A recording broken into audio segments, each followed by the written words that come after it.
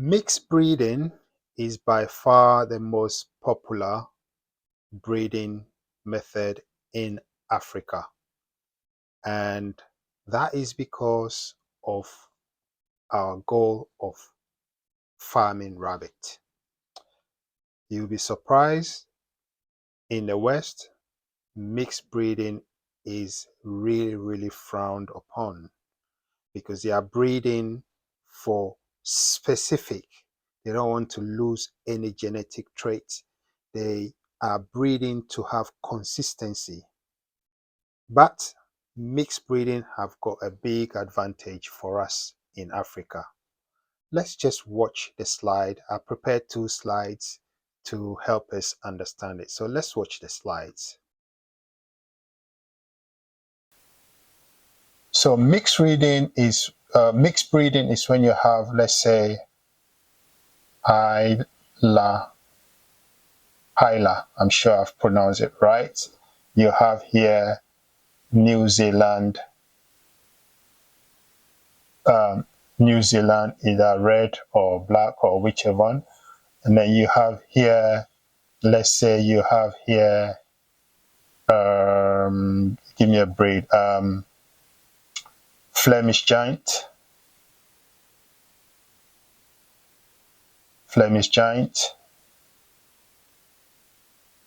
You have here Checkered Giant.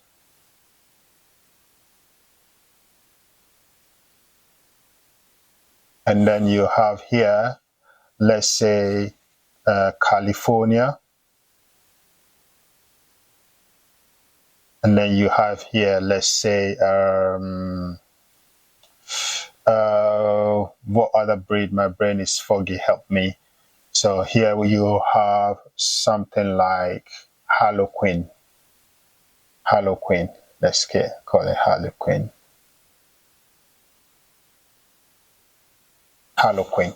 So we have these six permutations. When you breed an Hyla with a New Zealand, white or black or red,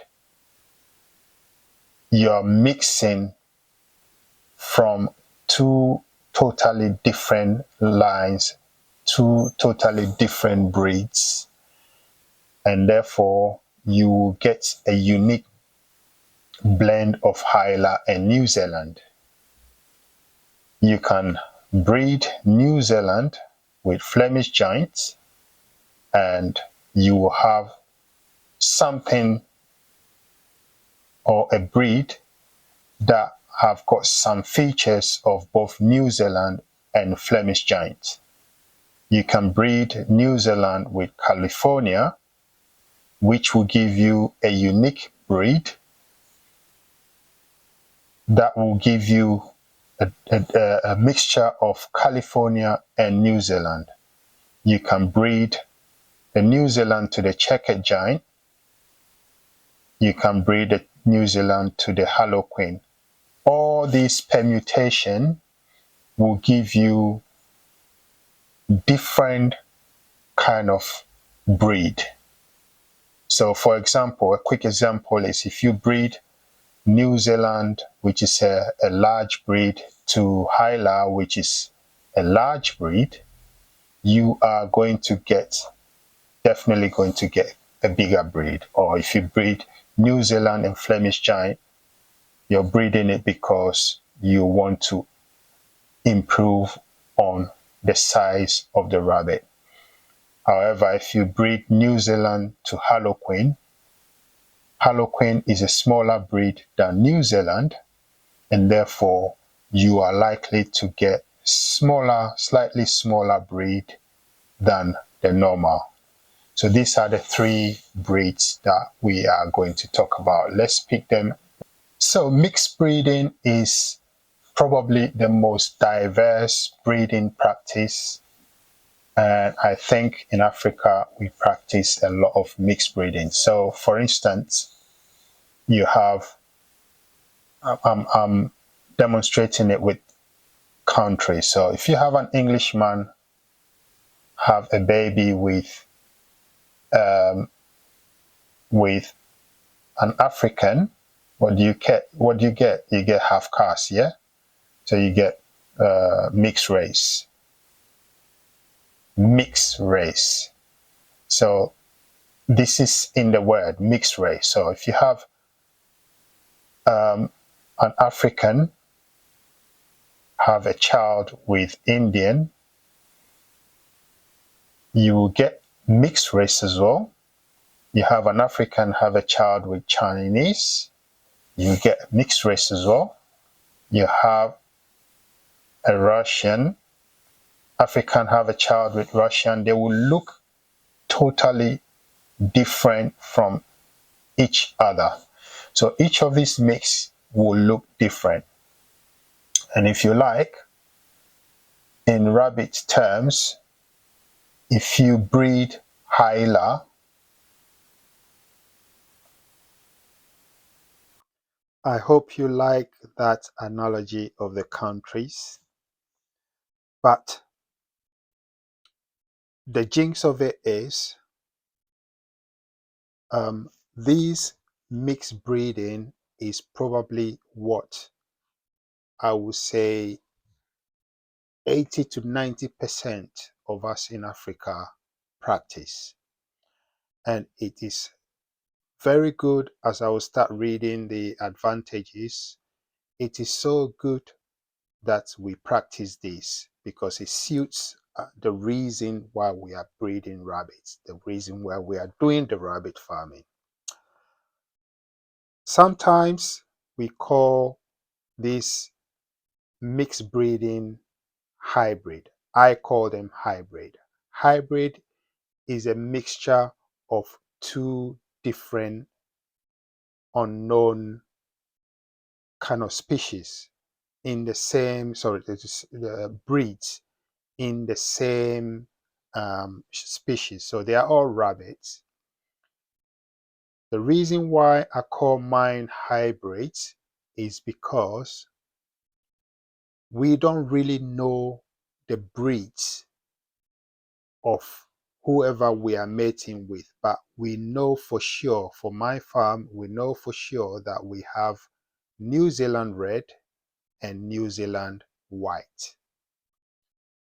If I use the New Zealand to breed any breed, whether they look like a New Zealand or a California or Flemish Giant or whatever they are, they look like, and I cannot verify what breed they are, I will put that breed into other breeds. I cannot call it New Zealand just because it's white and it's got black, red eye.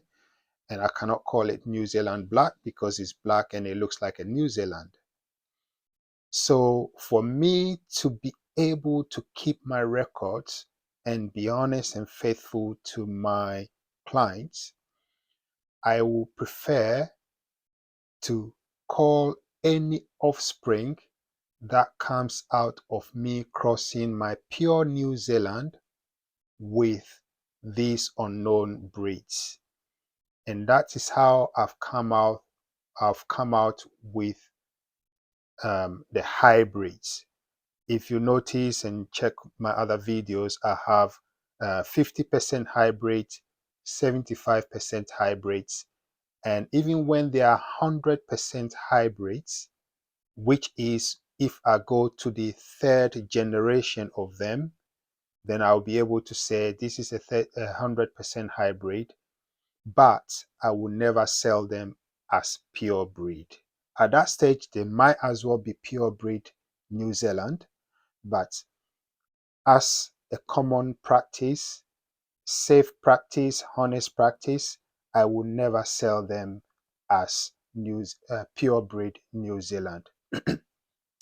So let's read some of the advantages and disadvantages of mixed breeding, or what I call hybrid. So hybrid vigor. Offspring are often healthier and more robust than purebred.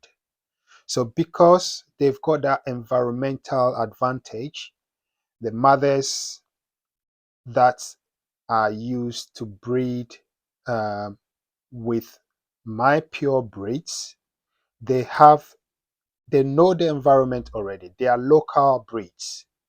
So when you breed them with a pure breed, they get a different kind of energy. That's what we mean by hybrid vigor. The energy is great. They are more alert. Their eyes is sharp. They are smart, and you can see it. Second advantage is improved adaptability. Mixed breeds may adapt better to varying environments. So similar to the first one, because they are local breeds, it's a mixture of local breed and a known breed. You are more likely to have them adapt better than the 100% pure breed.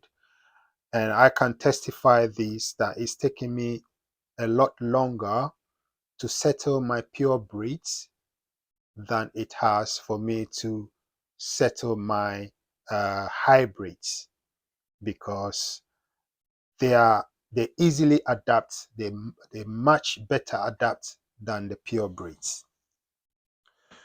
Then the third one is a unique trait produces rabbits with a mix of characteristics from both parents. So they've got the local strength, that the rabbits mothers that are already adapted to the environment, i.e. in Africa, the heat, the noise, and everything. They are adapted to it already. And then you bring the good traits of rapid growth from your pure breed.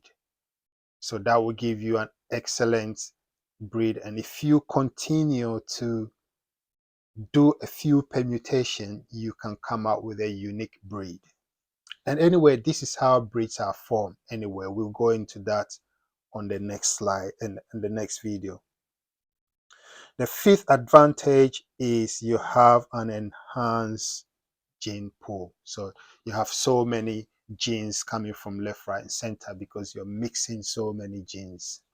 So these are the advantages of the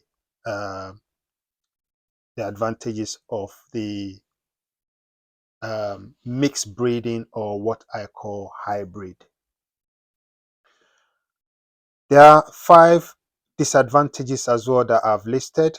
Unpredictable traits. So again, you just don't know.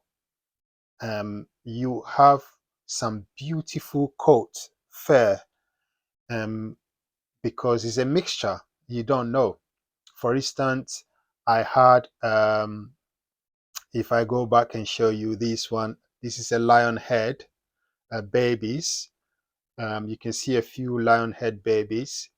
They are so beautiful, but they have a pure breed New Zealand in them, so they grow quicker.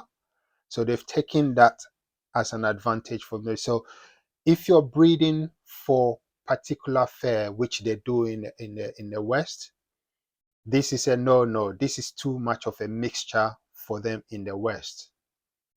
But for us in Africa, it really doesn't matter, because at the end of the day, we're going to burn this fare and we are only interested in the meat, and therefore it really doesn't matter for us. What is a disadvantage, listed disadvantage here, is actually an advantage for us, because at the end of the day, we are not interested in the fare. We are more interested in the meat.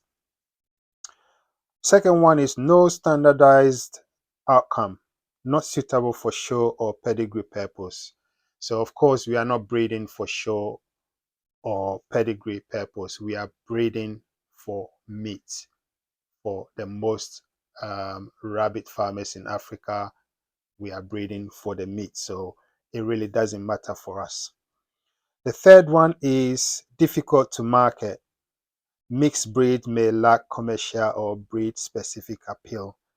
I don't think so in Africa, again, because of our goal. It really doesn't matter. And sometimes people prefer to see the mixed breed, mixed colors. And at the end of the day, if they are going to use it as meat, it really doesn't matter the color of the fur, does it? So number 4 is potential compatibility issues. Some breeds may not mate well. that is very true, and we've experienced it in our farm where some breeds are just not compatible. They're just not compatible to each other. So we may have such problems, and sometimes that can make your production, withdraw your production a little bit. Number 5, and the last one, is loss of specific traits. Desirable traits from both parents may not appear. So because it's a large gene pool, you may not have the desired trait that you want. Again, some may pronounce more of the desirable traits and others may not. If you haven't watched it already, please go back and start from part 1 and watch up to part 4. I have a bonus part 5, which will give us the summary, and then we give ourselves the option of which one we are going for. Most likely, we will be practicing each and every one of these breedings, but the most important thing is us keeping record in order for us to know what we are doing. Click up there and check the last but not the least part of these breeding videos, and I hope you've enjoyed this. Rabbito Farmino. See you soon in the next video.